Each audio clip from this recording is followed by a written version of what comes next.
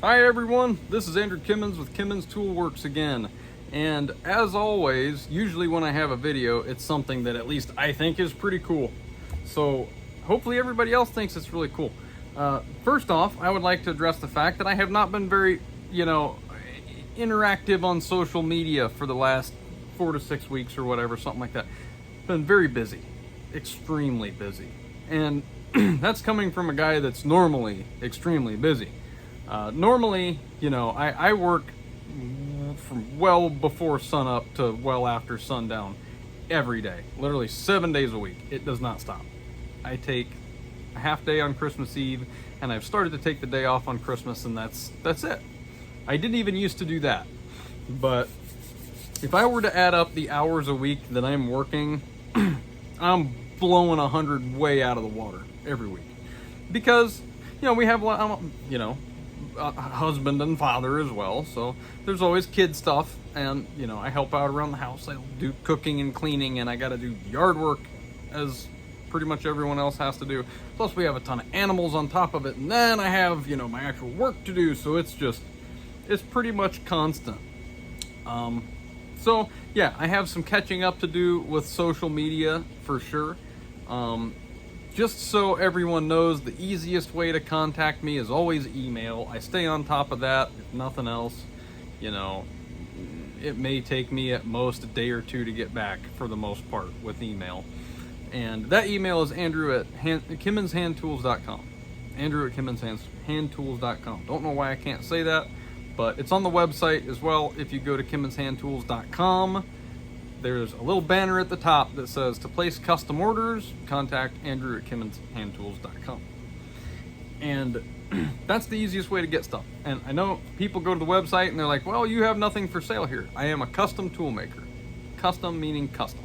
I would literally have to predict the future in order to stock custom items. So I don't do that, and I don't like to speculate and make large batches of things that people don't want. So I just stick with custom. That way I'm not, hoarding things that don't sell. So it's the easiest thing for me, and it allows you to get exactly what you want, because, whereas I think some things are better to go with than others, certain handle materials make a better handle than others. That's just a suggestion. It's on you what you want. And this is a great example of that, what I've got in front of me today. And we're like looking at two different worlds. I have no words. And that's why I wanted to make a video, is because the wide array that I'm looking at in front of me it's incredible. And this is what making custom tools is all about. It's about making tools that you want. And a lot of times there's all kinds of weird stuff that I can accommodate. There's some things I just can't. I mean, I have equipment limitations, stuff like that. It is very hard for me to, drop 10 grand on a piece of equipment to make a $300 chisel. Logically, if there were more demand for that, then sure, I would do that. But I'm always very upfront. If I can do it, I'll tell you, yeah, I can do it. Even though I've never done it before, I'm not going to stop until I get it. So, and this is a case of that right here. And I guess I'm just going to pan down and kind of show you what I'm talking about. Now, what we have here, it's like looking into two different worlds. It really is. And I wish people could see this in person. Just the wide array. This, to start off with, this is a 1-inch framing chisel in CPM M4 with an electric blue curly maple handle.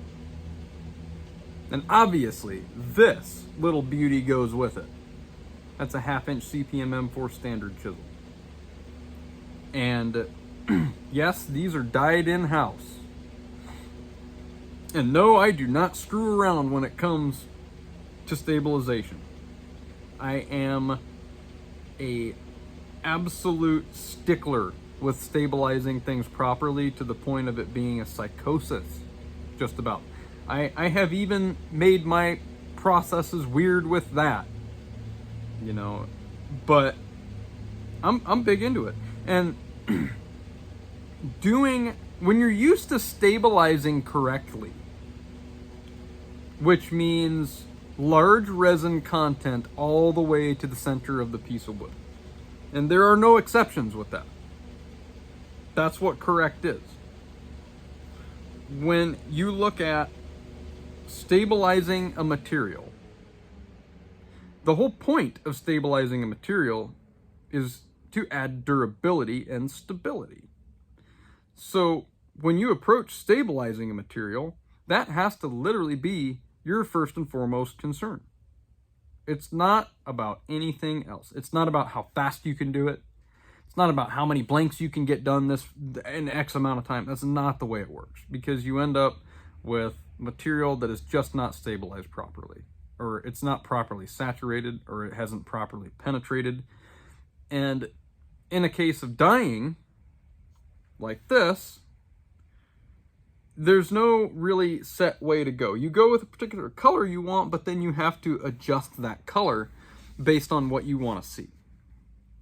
And this is where I landed it right here. This is electric blue, and it takes a few shots at trial and error to get the color just right for the material to where it looks, aesthetically pleasing. You don't want to go too dark. You definitely don't want to go too light. And you have to penetrate the wood all the way through, because what'll happen is first and foremost, if you take a blank, a stabilized blank, whether it's dyed or not, it doesn't really matter, and you pick it up and it feels like a piece of maple, then it's not stabilized properly. It shouldn't feel like that. It should have an immense heft. It should double in weight.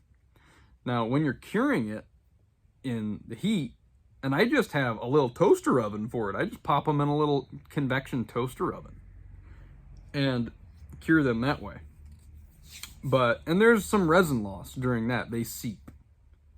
And they should seep. They shouldn't come out dry. If they come out dry, then it probably could have held more resin. And yeah, it's a little bit wasteful, but it's saturated to the extent that it can. And a particular wood can only saturate so much. Like walnut, stabilization, yeah, there's some added benefits to stabilizing a walnut for sure, but it just does not hold and retain nearly the amount of resin that something like maple will. And it doesn't matter what kind of maple, they all, just because of that fine grain structure, can just hold so much resin. So they turn out really beautiful when it comes to dyeing a wood like this. And it takes trial and error. It takes test pieces that you add some color, you do a test piece, you have to cure that test piece, because you're not going to know really the final color, and you have to get the color tuned about where you want it on a similar material. You have to do a cross section, make sure that it got all the way through, and I even like to turn a piece and finish it to see what we've got. And there's a lot to it, and it can take 2 or 3 or 4 times to get the color right, and each one of those has a curing cycle of 2 to 4 hours. So you can have a lot of color, or a lot of time just invested into getting the color right. And then when you get it, it's good for that gallon, and you'd have to do it with every color individually. And by the way, if you want blue, I have it. I have this shade of blue currently right now. I have some left. And if you want blue, get a hold of me at Andrew@KimmonsHandTools.com, or you can, send me a social media message, which sometimes takes me a little longer to get back, but I do, and can make it happen for you. But without further ado, let's take a look at this. This is a CPM M4 framing chisel. A beast and a beauty all in one. You can see just how beautiful that is. I mean, the shade's beautiful, I think. And a lot of times what'll happen too, if you don't stabilize something thoroughly, you can get patches that aren't dyed. I know I have in the past purchased you know, dyed blanks for various things, just because some of them are cool for some applications. And if they're not dyed all the way through, you'll notice that when you're turning. But I don't do a whole lot with dyed wood, but it is fun. Anyway, what we've got over here, this is another type of wood. This is called Mun Ebony. And the customer sent me this particular wood. And I remember when I opened the package with this wood in it, it was jaw-dropping. I was like, what the heck is going on here? It's absolutely beautiful. Absolutely beautiful. The amount of character in this wood is, it's unrivaled. Look at that. Look at that. And these are going to a collector that he, by now, probably has one of the most extensive sets and varieties of my chisels out there. There's quite a few guys that they buy the whole set of something and then, they do that way. But he's been, a handful of ones he needs at a time has acquired probably a very, very diverse set at this point.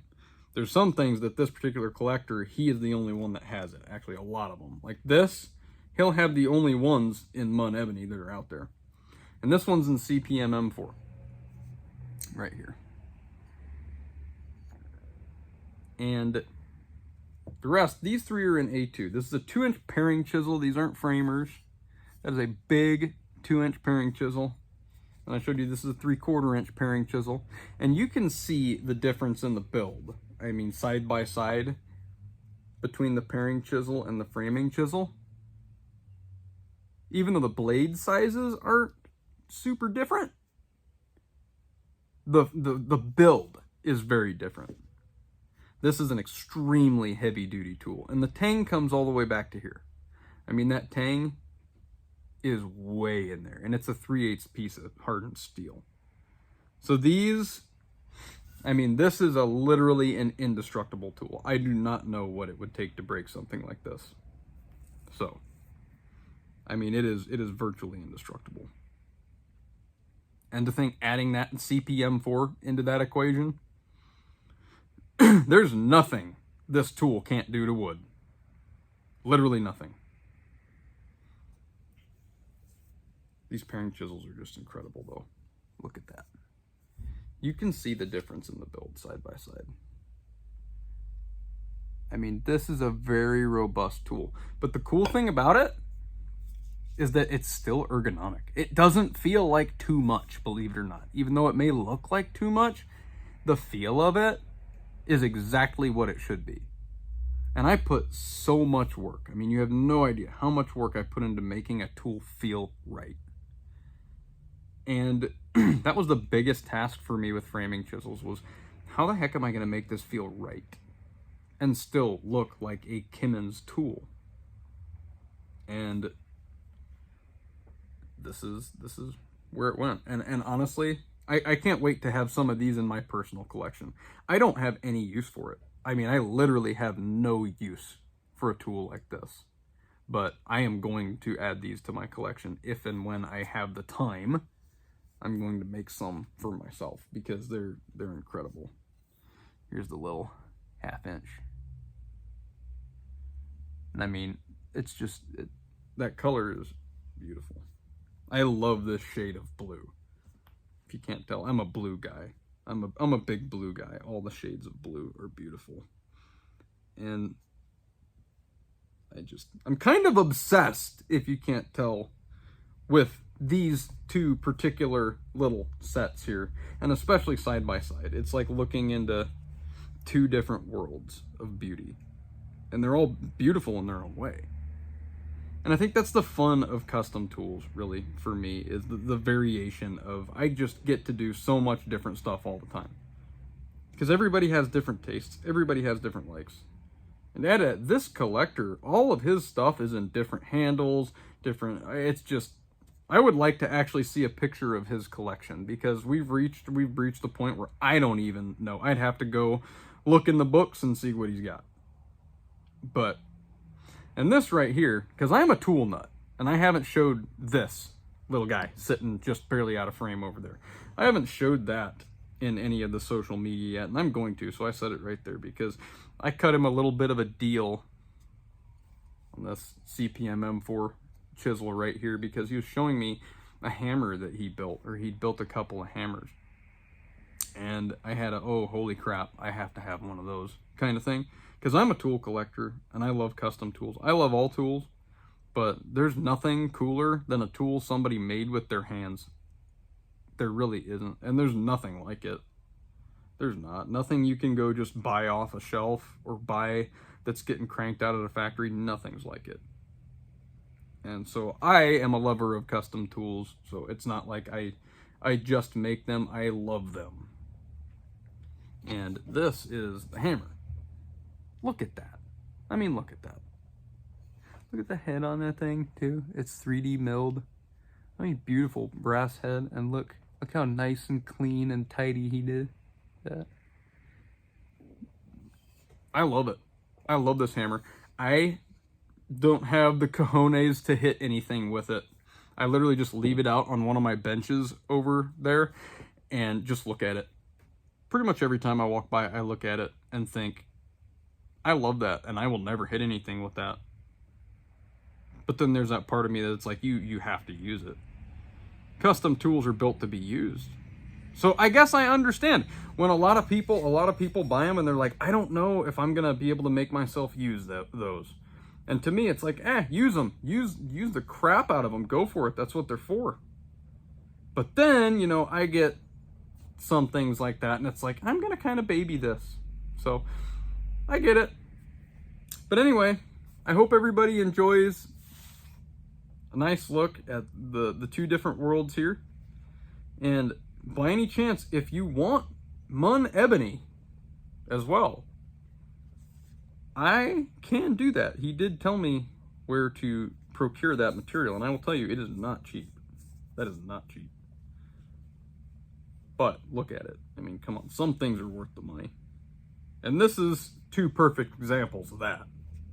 Some things are just worth it. And I would also like to mention before I wrap this video up how genuinely appreciative I am of how patient all of my customers are. I mean, it's incredible. My customers are literally some of the best people on the planet. And I appreciate that very much because I'm a very busy guy. And sometimes one-off stuff takes me a while to get it done and get it right. And, you know, I've literally looking back, and I've been doing this for quite a while now, I've only had 2 customers that were impatient. And, I mean, that's a blessing. Because custom work takes time, it takes thought, it takes attention to detail, it takes a lot of things. Especially when you're a very busy dude doing 100 other things, you know, simultaneously. So I very much appreciate that, and I get it, and that's the way I am as well. Where if I want something and it's custom, it's like, take your time, don't worry about it, get it done. That's it. That's all that matters. And I just appreciate the fact that I have such incredible customers that are willing to grant me the time that I need to get the things done the way that I want to get them done. And that's awesome.